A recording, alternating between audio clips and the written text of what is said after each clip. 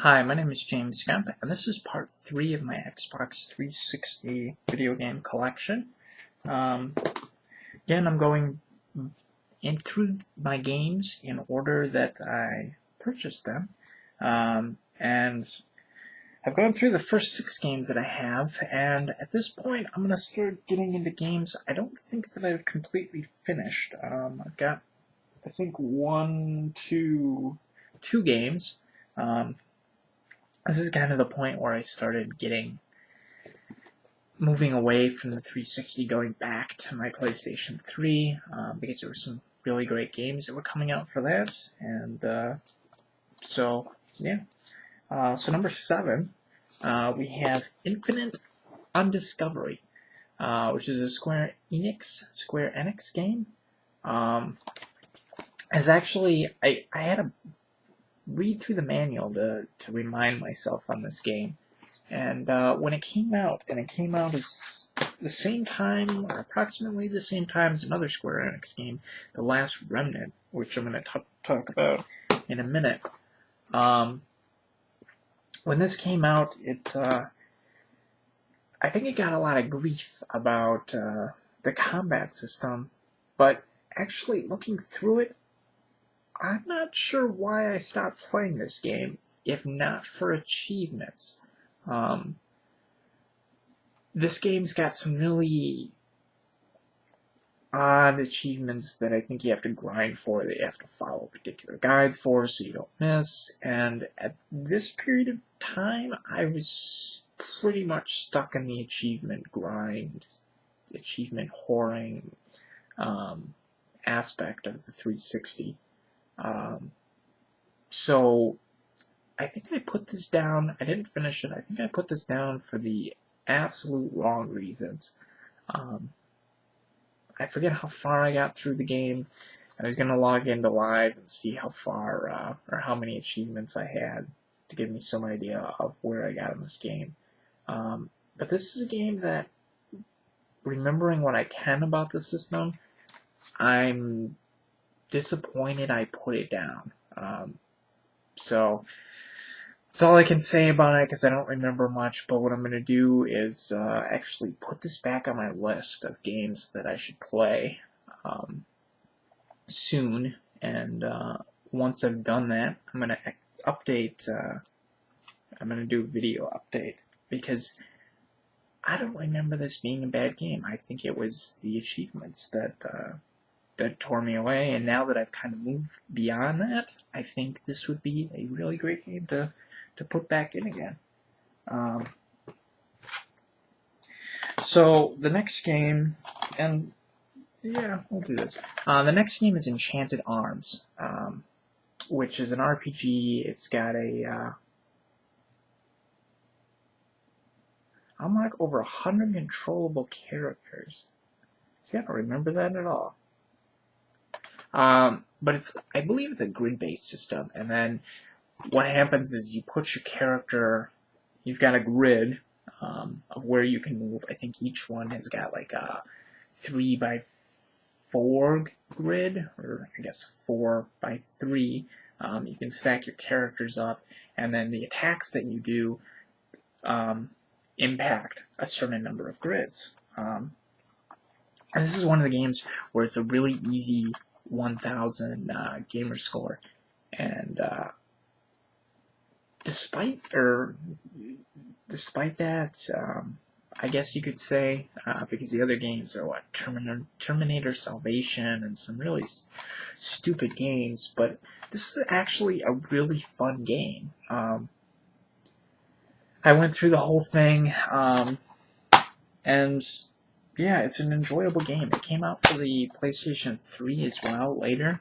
It was one that I was thinking about picking up, but then I ended up going for the 360 version, and I played through it. I didn't really have a desire to pick up the PlayStation 3 version, but it's a fun game. I remember enjoying the battle system from Software, which makes me think that that's the group From Software, which you can't see. which makes me think that I should really know who that is. But it's a good game. It's a quick game. If you don't have Enchanted Arms and you kind of like RPGs, grid-based systems, combat, give this one a look. And sadly, I don't remember much about the cutscenes. Oh, you know what was really great about this game was it featured a save anywhere feature, which is great for when you just want to put a game down whenever you want. It's great that, you know, RPGs generally have a lot of save points dispersed around, but every once in a while, I'm playing Grandia now, you get stuck in a part or like a maze-like map, and you want to be finished. This is a game that did saving right,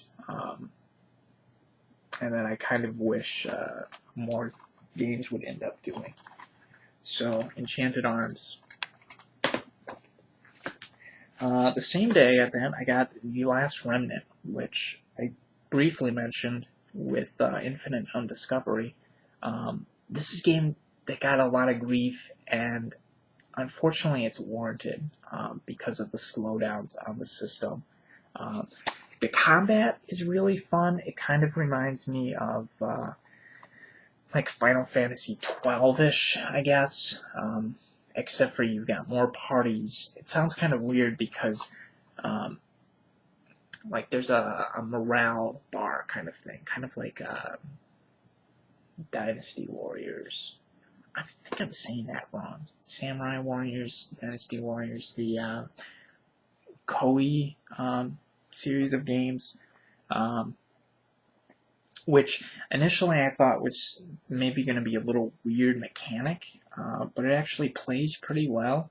I think this is one where you can lose No, I don't remember if this is one where you can lose characters or not. Despite the slowdowns, the achievements, again, this is right around the same period of time, so I was going for achievements, which I shouldn't have done. Characters seemed likable enough. I'm seeing like the cat, which I vaguely remember. Square Enix game, so the CGI quality was great, but slowdowns was the big thing. You'd get into a big battle and to some extent, I think this was released before you could save games to the hard drive. I played it when you could save games to the hard drive, if I remember correctly. And that seemed to help a little bit, because it seemed like some people were just really complaining about the slowdowns. But yeah, this is one that didn't come to the PlayStation 3, and I don't know if that was because of the issues with the game, those massive slowdowns, or what. If it was Xbox 360 issue, I don't know. But this is one I didn't finish. I don't know that I would go back and finish it. It seemed like a pretty good game. The mechanic was pretty good. Where you've got your groups of people fighting the battles. But yeah, I don't know. I don't know that I'd go back and finish it. It just doesn't seem like a game that jumps out at me. It looks pretty though. Pretty, but not as playable as you would hope. So if you watched any of my my PlayStation 1 video, you know that Tony Hawk Pro Skater was 1 through 4 was in there, and I tried with a couple other Tony Hawk games. I was looking back at the other games I had, and I had some for the PlayStation 2, the American Wastelands 1 and 2, and Underground, which I ended up selling. Tony Hawk's Project 8 is the only Xbox 360 game, skating game. No, I'll take that back. I also bought Skate, but Skate's not in my collection anymore, just because I couldn't get the controls. You use like the thumb pads thumb pads to move about, and I couldn't get it, because I'm not a skater. I've never skated. So Tony Hawk is what got me into it. With just you press a couple buttons, you can unlock all these areas, you do certain things, and so I've tried to stick with the Tony Hawk series because it's made sense. And Project 8 is one that I played through some of, but I don't remember why I stopped. I really haven't picked up any more Tony Hawk games since this. Not that there's been really any good ones. The failed experiment that Ride was. Not that it's necessarily a bad idea, it's just it doesn't work, and I think it's wrong to assume that people that skateboard or want to skateboard are the ones that play skating games. So that might not be true about other sports games like NASCAR, if you want to call that a sport, or Madden games, baseball games. So I think those are people that actually want to play the sports or like following the sports, and for whatever reason can't or don't, and so it makes them, it gives them a enjoyable experience if they're that quarterback that's throwing, or the receiver that's running it into the goal. But yeah, Tony Hawk. And part of it could be the whole the storyline. Like, the story wasn't that important to me when I played the original Tony Hawks. It was really about the score, and doing the kind of tricks that I wanted to do. The games where you had to do certain tricks in order to proceed because, you gotta impress this superstar. F him. I don't really care about the story, I just want to play. So, yeah. Tony Hawk's Project 8. So that ends up this was a game. I got Last Remnant in April of 2009, it looks like, and then Tony Hawk I got in September of 2009. Next game I picked up was in January of 2010, keeping in mind, games that I would have picked up and possibly sold, as well as electronic games, downloadable games, which I actually purchased quite a few of on the 360. So I think this is a good place to stop for part 3 of my Xbox 360 video game collection. And we've got 6 games left. We've gone through 10.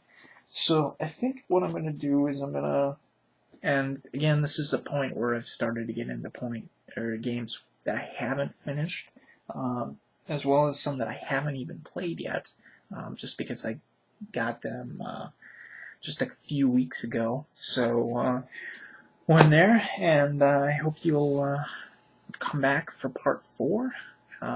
Thanks a lot.